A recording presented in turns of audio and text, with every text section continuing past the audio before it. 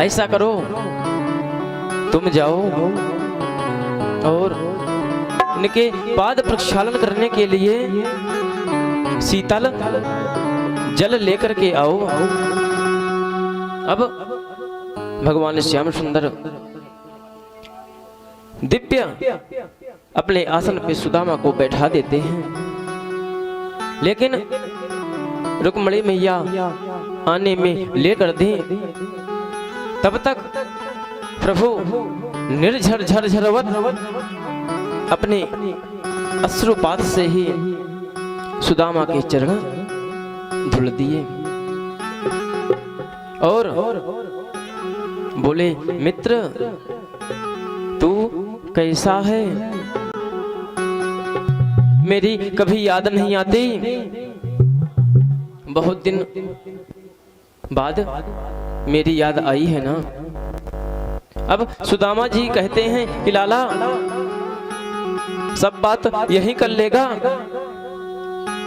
चल कहीं एकांत में बैठते हैं तब वार्ता करते हैं, क्योंकि महाराज मित्र की मित्रता ऐसी होती है ना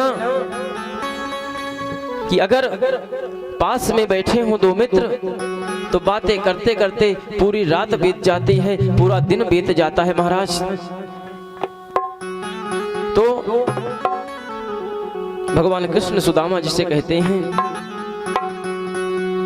कि अरे सुदामा जी, सबसे पहले आप ये बताओ तुम्हारी शादी वादी हुई है कि नहीं? सुदामा जी कहते हैं, अरे लाला मेरी तो एक शादी हुई है और तेरी भाभी का नाम है सुशीला। लेकिन लाला अब तू बता, क्या तेरी भी शादी हो गई? भगवान श्याम सुंदर कहते हैं कि देखो इनकी एक शादी हुई तो इतना ज्यादा उत्साह, अब मुझसे कह रहे हैं कि लाला क्या तेरी भी शादी हुई है?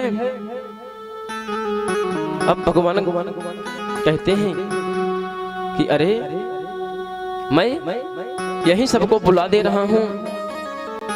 अब भगवान कन्हैया अपनी रानियों को बुलाते हैं, सुदामा जी बैठे हैं, रुक्मिणी मैया आई, प्रणाम की, सुदामा जी ने आशीर्वाद दिया, सौभाग्यवती भव। दूसरी पत्नी सत्यभामा आ गई, जाम्बवती, कालिंदी, लग्नजिति महाराज सब क्रमशः आ रही हैं। कभी सुदामा जी कहते हैं कि पुत्रवती भव, सौभाग्यवती भव। लेकिन जैसे ही महाराज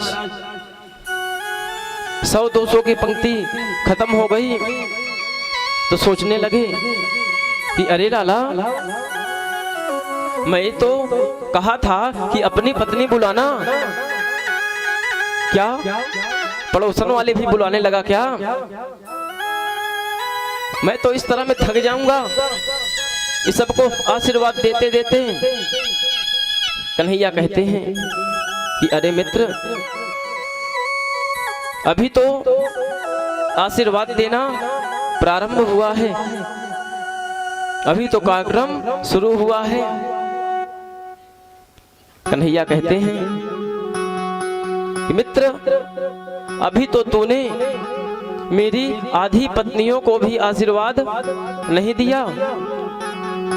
अब सुदामा जी कहते हैं सौभाग्यवती भव, लेकिन जब 1000-2000 बीत गई ना तो उनके मुख से केवल महाराज भव भव ही निकलने लगा। सुदामा जी कहे कन्हैया ऐसा कर, तू सबका पति है ना, पति परमेश्वर होता है, तुझको ही मैं इकट्ठा आशीर्वाद दे रहा हूं। अब महाराज सायंकाल हुआ, प्रभु ने दिव्य आभूषणों से युक्त